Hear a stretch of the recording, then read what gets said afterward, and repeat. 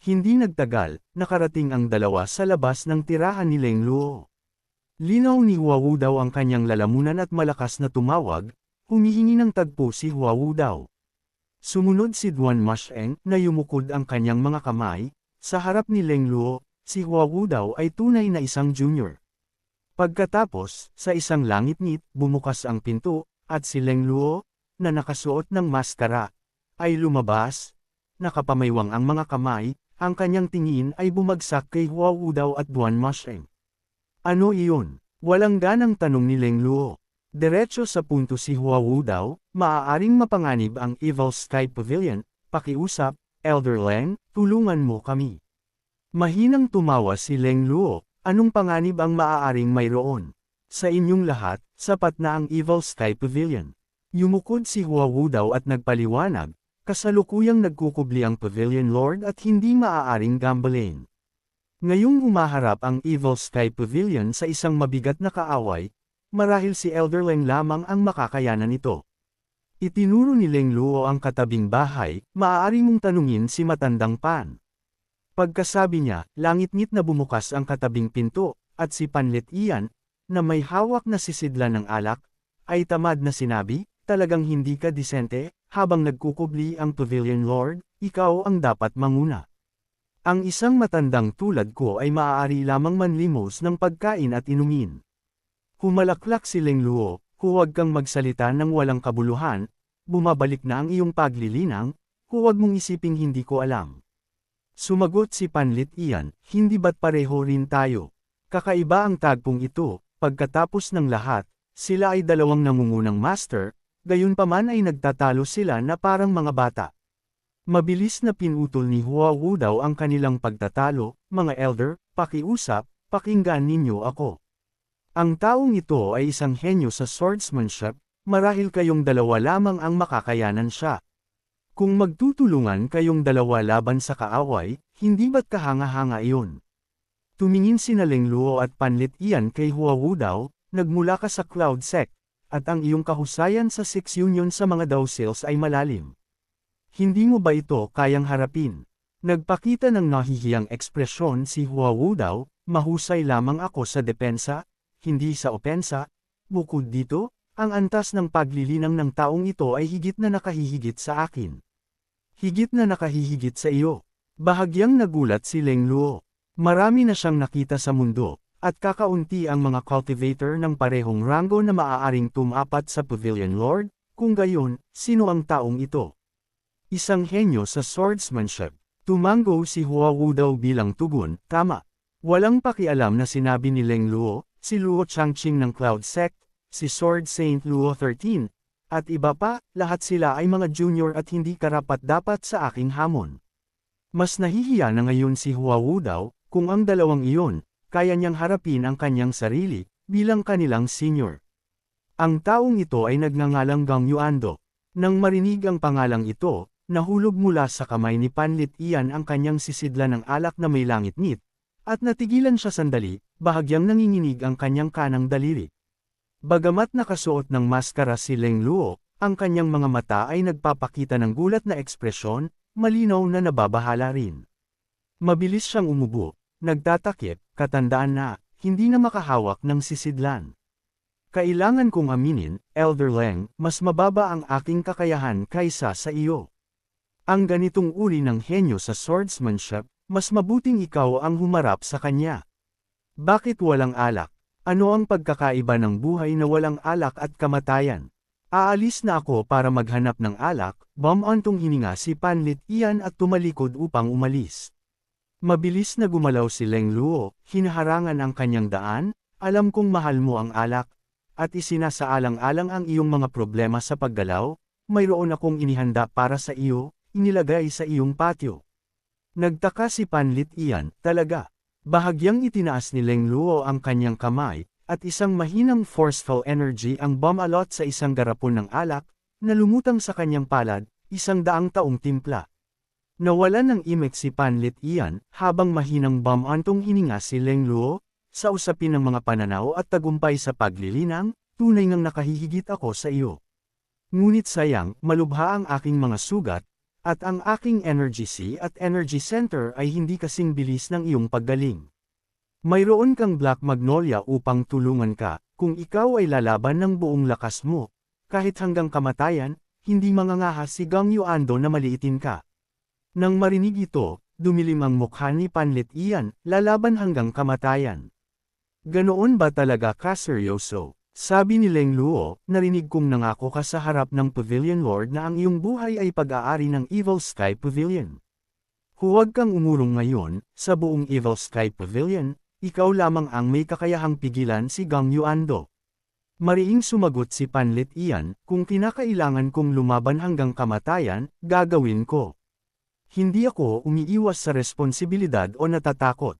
Habang pinapanood ang dalawang walang tigil na nagtatalo, dali-daling sumingit sina Hua Wudao at Duan Masheng, pakiusap, mga elder, magtulungan kayo. Pareho kayong magkasing lakas, bakit ninyo minamaliit ang isa't isa? Samantala, sa loob ng mga katakumba ng Sword Tomb Cemetery, dahan-daang nagsimulang gumalaw ang madilim na kabaong. Walang lumabas mula sa kabaong, lumutang ito sa himpapawid, dahan-daang lumilipad palabas ng pasukan ng katakumba, sa pamamagitan ng 7 deadly arrays, lampas sa Sword Family, at iniwan ang Sword Cemetery. Nang makarating ang kabaong sa pasukan ng kuweba, huminto ito sandali, lumulutang sa lugar, marahil ay nag-aalangan. Marahil dahil masyado itong matagal sa dilim, ang biglaang paglabas sa labas ay nakaramdam ng pagkabalisa. Pagkatapos lumutang ng ilang sandali, isang mabigat na buntong hininga ang nanggaling sa loob ng kabaong, at pagkatapos ay bigla itong bumilis, lumilipad patungo sa direksyon ng Evil Sky Pavilion. Sa sandaling iyon, sa isang tahimik na maliit na gusali, lumapit si Ye Jishing sa tabi ni si Wuya. Nakumpirma na, patay na ang 5 rats, ang kanilang mga katawan ay nakahiga sa paanan ng Golden Court Mountain, ulat ni Ye Jishing. Kalmadong tanong ni si Wuya, sino ang pumatay sa kanila? Sumagot si Ye Jishing, isang babaeng nakaputi at puti ang buhok, walang ibang impormasyon na nalalaman. Tumitig si Wuya sa malayo, nag-isip sandali, pagkatapos ay dahan-daang sinabi, Sister Six. Nagulat na tanong ni Ye Jishing, ginawa ba ito ng 6th Mister ng Evil Sky Pavilion? Bahagyang ngumiti si Wuya, suriin mo ang kanyang lokasyon, gusto ko siyang makita. Agad na sumagot si Ye Jishing, may isa pang bagay na dapat iulat. Pagkatapos ng malaking kaguluhan sa Upper Prime City, nagpadala ang Divine Capital ng mga tropa upang sugpuin ang kaguluhan, at patay na ang general ng mga gwardya ng lungsod na si General Shang. Labis na natuwa ang pinuno ng sekta nang marinig ito, isang buwan na ang nakalipas ay pinamunuan niya ang 10,000 mula sa Underworld Sect upang salakayin ang Orthodox Sect. Nabigla ang Orthodox Sect, nawala ang kanilang pinuno na si Zhang Yuanshan. Ngayon, ang teritoryo ng Orthodox Sect ay sinakop na ng Underworld Sect. Bumantong hininga si Wuya, masyadong minipin palagi si Big Brother, hindi na kailangan ng gayong aksyon. Ayon sa orihinal kong plano, hindi sana nakatakas si Zhang Yuanshan. Hindi mahalaga sa pinuno ng sekta ang buhay o kamatayan ni Zhang Yuanshan, gusto niyang lubusang puksain ang mga ugat. Hindi sapat ang ginawa ni Big Brother. Puri ni Ye Jishing, matalino ang pinuno ng sekta. Ngunit ang iyong suporta sa pinuno ng sekta, kung magagalit si Elder 2. Bahagyang ngumiti si Wuya, ipaliwanag ko mismo kay Second Brother, huwag kang mag-alala. Tumango si Ye Jishing, lumalakas ang impluensya ng Underworld Sect, nag-aalala ako. Nag-aalala ako na ang iyong mga dakilang tagumpay ay maaaring malampasan ng Master. Sa kasaysayan, ang mga labis na nakakamit ay madalas na nagtatapos ng masama. Sa ngayon, tunay na ginagampanan ni si Wuya ang papel ng paglampas sa Master. Walang pasubali at masigasig niyang tinulungan ng Underworld Sect sa likod ng mga eksena, kaya't mayroon ang Underworld Sect ng kasalukuyang lakas nito. Kahit na nag-alok si Yu Zhenghai ng mapagbigay na mga kondisyon, tahasang tumanggi si Wuya. Pagkatapos ng lahat, ang kanilang relasyon bilang magkakapatid sa loob ng parehong sekta ay mas malalim kaysa sa ordinaryong relasyon. Ang problema ay, may ambisyon si Yu Zhenghai na sakupin ang mundo, paano makokontrol ng gayong tao ang mundo ng walang ilang imperial na estratehiya?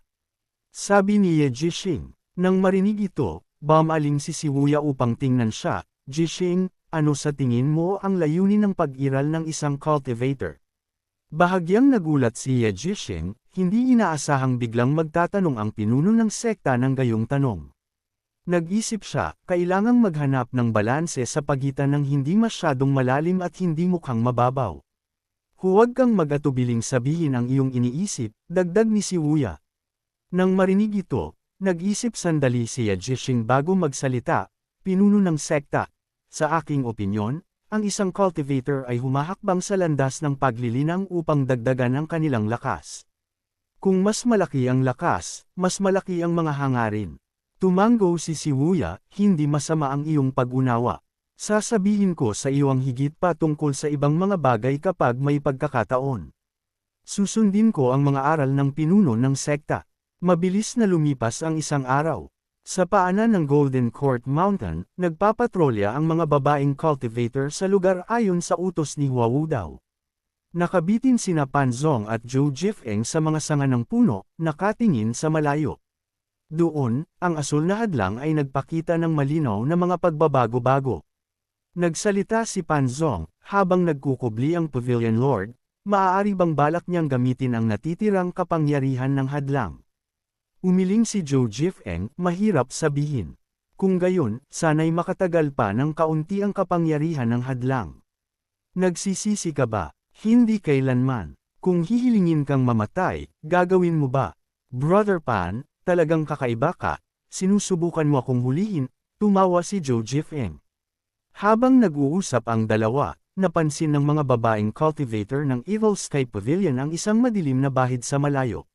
Sabay na tumingin sina Panzong at Zhou Jifeng, at nakita lamang ang isang kabaong na dahan-daang lumilipad sa himpapawid.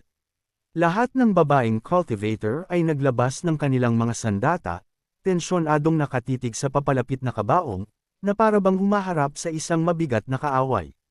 Nanlaki ang mga mata ni Panzong, matagal na akong nabubuhay, ngunit ngayon ko lang nakitang may naglalakbay ng ganito. Nakakita ka na ba nito? Blankong nakatitig si Zhou Jifeng, na lumulunok ng mariin, hindi pa. Paano siya naglalakbay? Naghukay ba siya ng butas sa ilalim ng kabaong? Ako ang tinatanong mo, sino ang dapat kong tanungin? Walang imek si Panzong. Lahat ng babaeng cultivator ay umatras, pabalik sa pasukan ng Golden Court Mountain. Tumalon pababa mula sa puno sina Panzong at Zhou Jifeng at tumayo ng magkatabi sa harapan. Bumalik ka at magulat sa mga elder. Dali-daling utos ni Zhou Jifeng, at agad na sumagot ang babaeng cultivator ng, oo, bago mabilis na umalis. Unti-unting bumaba ang altitude ng kabaong, dumadampi malapit sa lupa. Tila nababalot ito ng isang espesyal na forceful energy, na may nakakatakot na itim na usok na umiikot sa paligid nito, na sumasabay sa hangin na parang isang itim na buntot, na ginagawa itong mukhang nakakatakot. Huminto ang kabaong sa harap ng pulutong, lumulutang sa himpapawid. Sobrang natakot ang lahat kaya't hindi sila nang ahas huminga. Hindi pa nila nakikita ang gayong pagdating sa kanilang buhay, ito ay nakakakaba at nakakatakot. Marahil ito ay likas na paggalang ng tao sa isang bagay tulad ng isang kabaong. Lumitaw silang walang magawa at hindi sigurado kung ano ang gagawin nang makita ito. Ang kapaligiran ay labis na mapang-api, at pagkatapos ng tila mahabang panahon, si Zhou Jifeng, na pinipigilan ang kanyang nerbiyos, ay yumukod at nagtanong, pakiusap. Maaari ko bang itanong, ikaw ba si Elder Gong? Humalaklak si Gong Yuando sa loob ng kabaong, tila napakakaba mo. Tumulo ang pawis sa noo ni Zhou Jifeng, na iniisip sa sarili, paano ako hindi kakabahan? Bumantong hininga si Gong Yuando, napakaraming taon na ang lumipas, at hindi pa rin ako karapat-dapat na personal na salubungin ni Jitian daw. Nakakahiya, nagpakita ng kahihiyan ng mukha nina Panzong at Zhou Jifeng. Patuloy ni Gong Yuando, magpatuloy kayo. Naglakas loob si Zhou Jifeng at sinabi, Elder Gong. Hindi maganda ang pakiramdam ng Pavilion Lord, maaari bang sa ibang araw na lang kayo pumunta? Nang marinig ito, agad na tumindi ang mga pagbabago-bago ng primal energy sa paligid ng kabaong. Bumuga si Gong Yuando ng isang malalim na halakhak na nagpatindig sa balahibo ng lahat. Hindi alam kung bakit tumawa si Gang Yuando, nagpa siya si Zhou Jifeng, umatras, pabalik sa likod ng hadlang. Napuno ng pag-aalala ang lahat, hindi sigurado kung makakayanan ng hadlang ang kapangyarihan ng henyong ito sa swordsmanship.